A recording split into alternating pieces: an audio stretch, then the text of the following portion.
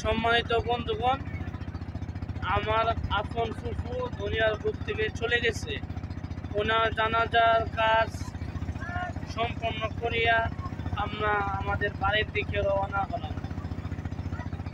আমরা তিতাস মুখ দিয়ে যাইতেছি। সকলের কাছে দোয়া চাই, আল্লাহ পাক যেন আমার আপন ফুফুকে জান্নাতুল ফিরদাউস নসিব করেন। পরিবেশটা দেখেন অসাধারণ। সবাই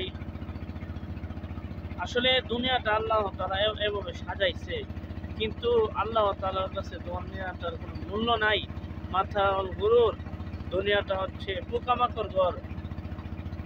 দুনিয়াটা হচ্ছে একটা তুচ্ছ চাতুর্য। আল্লাহ তাআলা এই দুনিয়াটা পছন্দ করে না। আল্লাহ তাআলা মানুষকে যেভাবে পছন্দ করে, দেখেন ভিডিওটা।